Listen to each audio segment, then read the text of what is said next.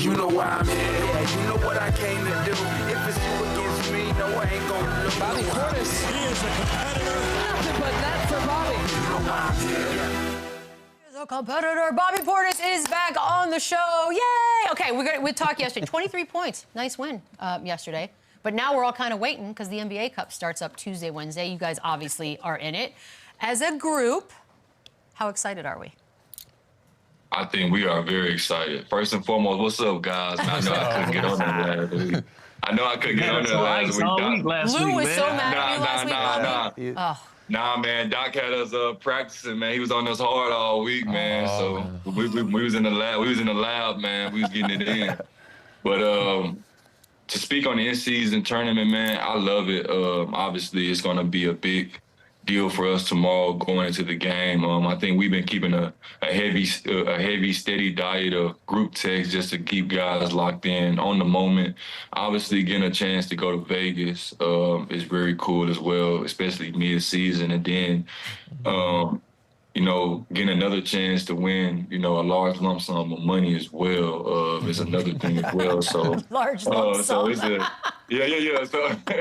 So it's going to be a great event, man. And hopefully we get this dub tomorrow and get a chance to go out there in Vegas, especially a couple of days early, you know. So it's going to be kind of cool. Yeah, Bobby, you kind of touched on it, but that was my question. As you know, obviously just to compete and try and win something, it's obviously the name of the game. But what incentivizes you guys more, the $500,000 bonus or getting the hell out of cold-ass Milwaukee and going to Vegas for the week during the middle of the season? It was just snowing last week, too, man. It was just snowing last week. Perfect time. Yeah, so, yeah, perfect timing. So I think it's going to be good for us to get out to, you know, just get out the Midwest for a little minute. Obviously go to Vegas and play in a big tournament like this. I like it, man. You know, you get a chance to play in meaningful games and, you know, in November and December. Like, we played in a meaningful game last week in Detroit. Like, who'd have thought that you would play in a meaningful game in Detroit in December? Damn. So it was kind of cool, man, just to, you know, see the hostile environment, see other teams take it seriously, and especially like after the game, I think we were in that tussle with the Knicks and the Magic with who was going to get the 1 seed. And after the game, we saw the Knicks was beating them by like 30. If they won by 35 or 37, then Boston get in. So I like the aspect of it. I played USA ball last summer, and it was like the point differential thing, right? So like the more points you win by, then the better seed that you get. And I like that it kind of takes away you know, it's the respect for the game. At the end of the game, guys still trying to run the score up. Guys calling timeout, trying to get an execution play. 3 minutes left, they up 20. So, 3 seconds left, they up 20. So it was kind of cool, yeah.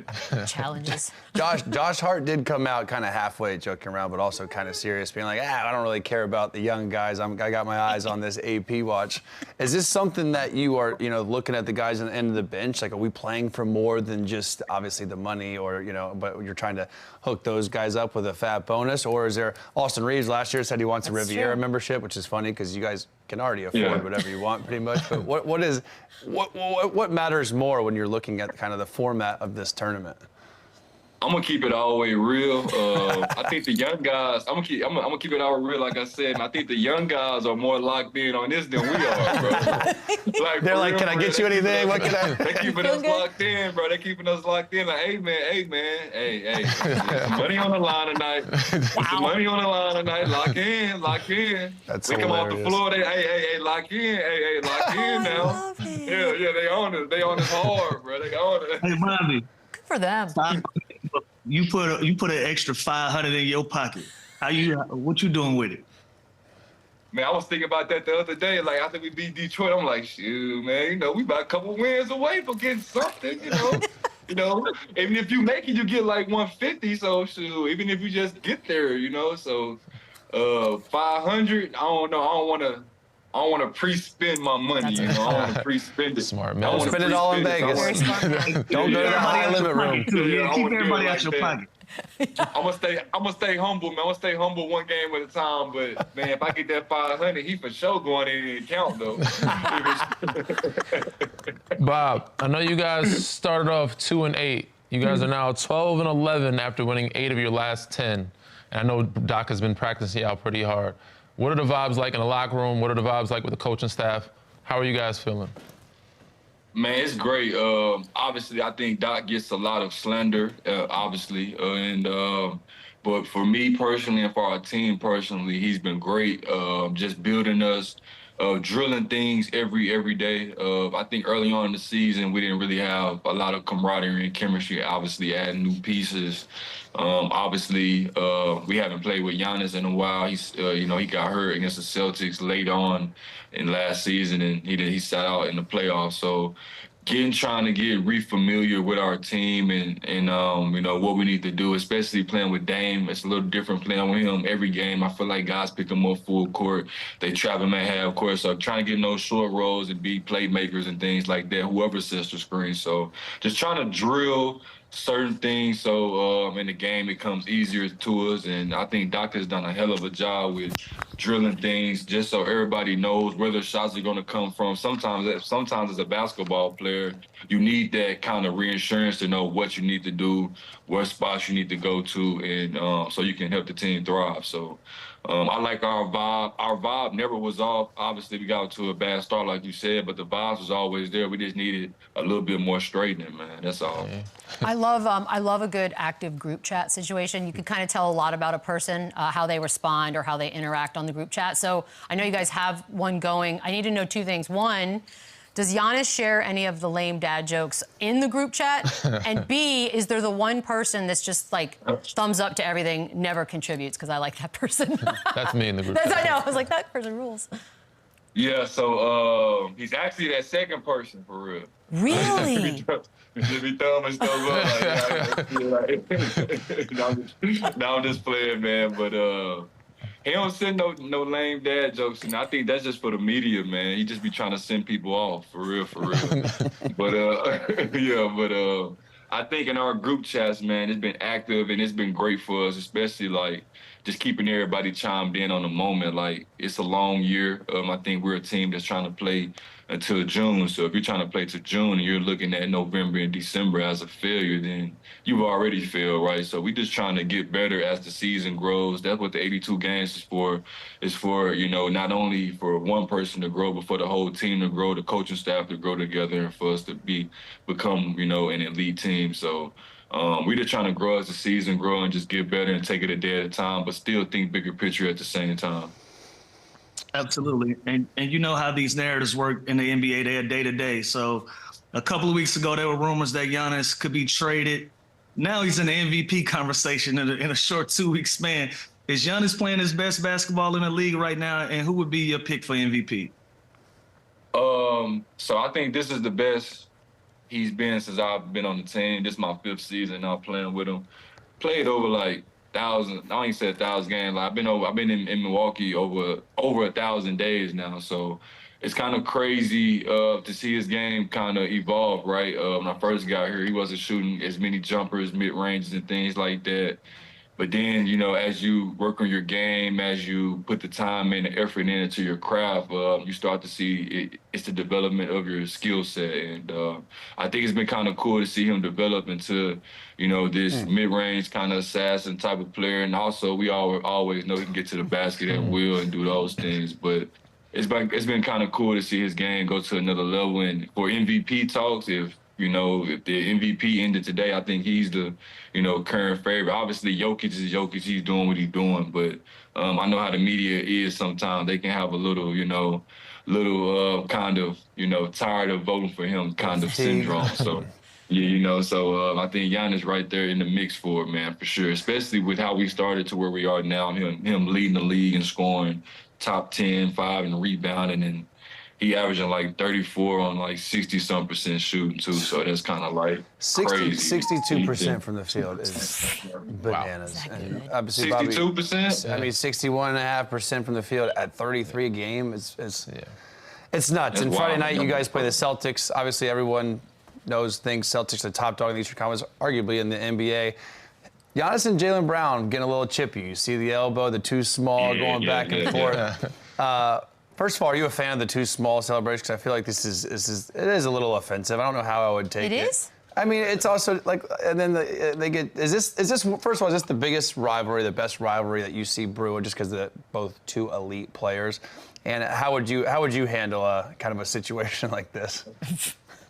I mean, me personally, I understand basketball, right? Like, you can't really take it personal, right? Because, you know, one, we're all competing, we're all having fun with it, but it's the moment in the game. So sometimes in basketball, you have these in-game wars that you have to overcome, right? And, you know, over the years, if you look even back years ago, like, Jaylen Brown and Giannis been going at it and doing those type of things. So it could be one of the biggest rivalries. I don't want to really call it that, but I think it's just two guys competing, one to win and want their team to be good. But I do celebrate the too small celebration. My boy, shout out to my boy Pat Bell. He was proud, you know. So I gotta give him some love. Why is that offensive? I'm confused. Like, Well, and also, Jaylen shouldn't Brown it be also, offensive? first of all, he did this to Isaiah Stewart.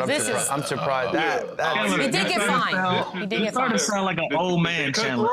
Yeah. Cutthroat crazy. That's a This different is level. worse than the too Well, he got small. in trouble for that. Crazy. He got fined, right? He got fined. I just think the too small is Frankie, old man. overused in the wrong Oh, time. so you think it's overused? At the wrong times. I feel like too small is a thing for when people actually put people in the You post or can't in hit the a floater basket. and then do it. You It's can't not- do it it's not the too same small weight. and shoot a fadeaway over somebody, or a floater. So, But that's what they're doing I do now. like the celebration. I just think it's overused. Getting watered down. A little watered down. As a woman, we use that Watered differently. down? So it's very funny He to said me. it's watered down. I just think it's funny. I don't know why it's offensive. Oh my God, Like, Michelle. What? Yeah.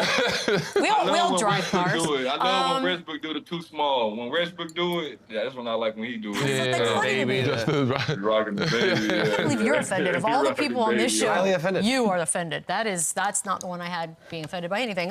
Damon Giannis, 25 and 10 assists in the same game. That has already happened 3 times in the season, which is the most in NBA history by a duo. We've talked so much already about how you guys started and everyone. We're going to blow this whole thing up and trade it.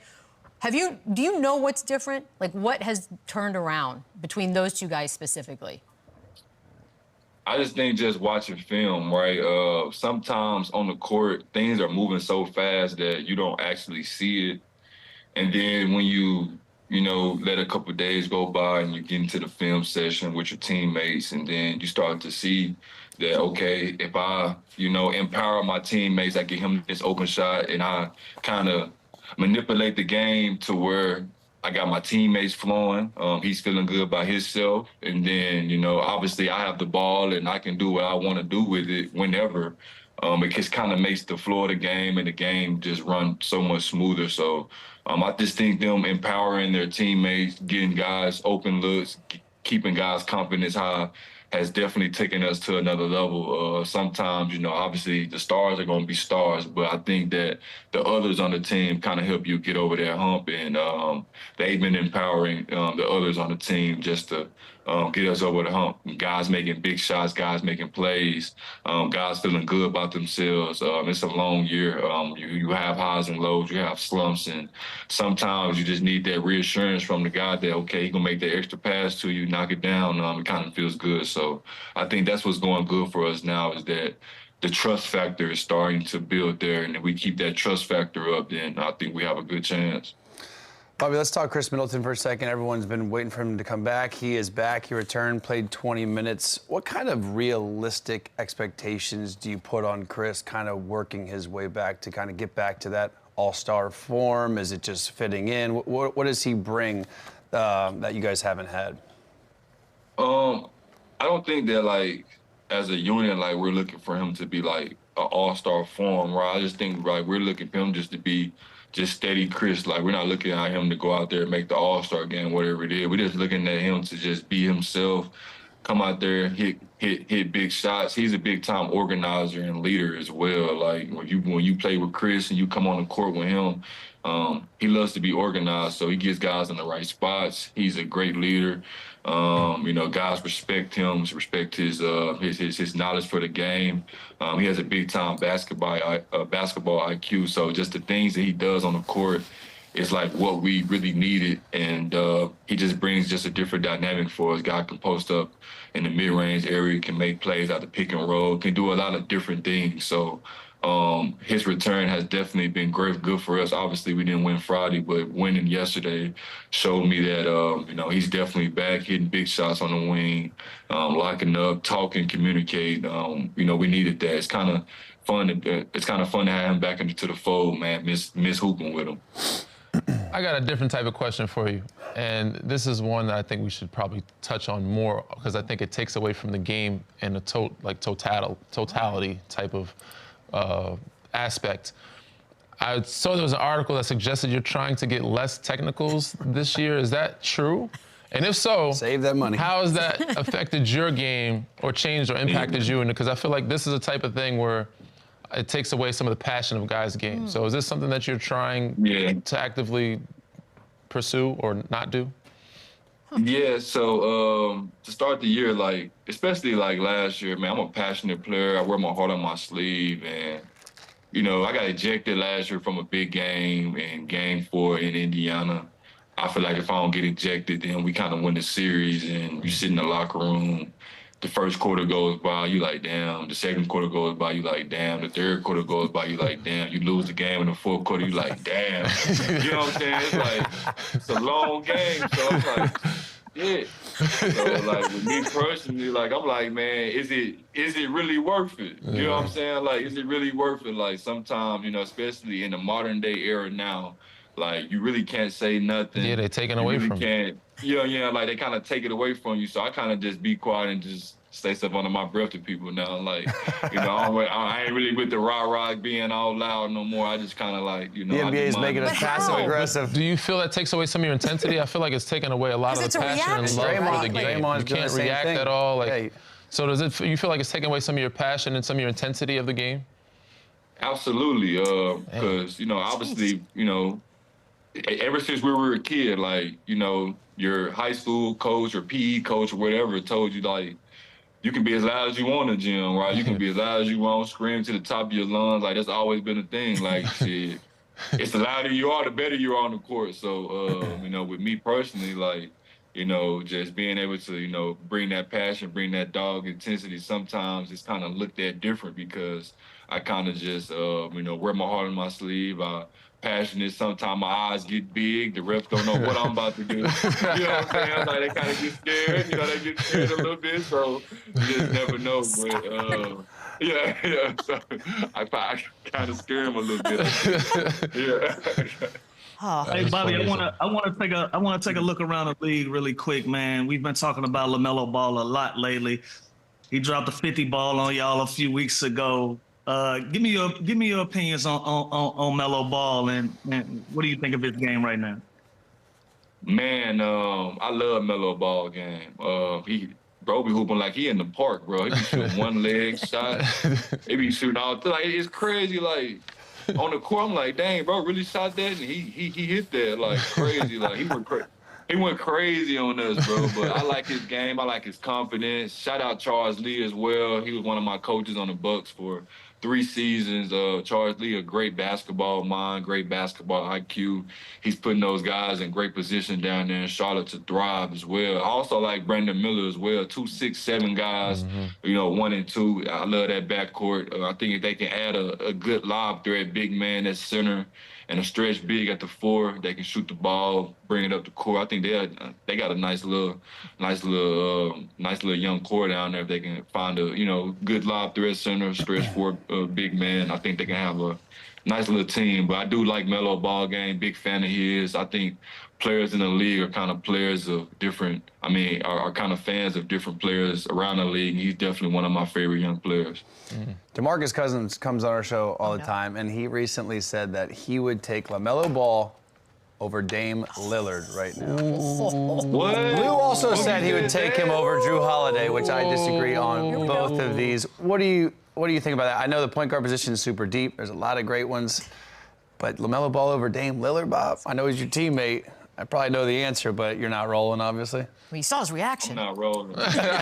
Dame's just different, man. It's the dynamic. He top 75. I don't know how many multiple All-Stars he is. It got to be at least 9 or 10 by now. All-NBA, big-time, crucial moment shots to, the moments and the things he's given the league is just, you know, different. Obviously, this is what LaMelo Ball's fifth or sixth year in the league.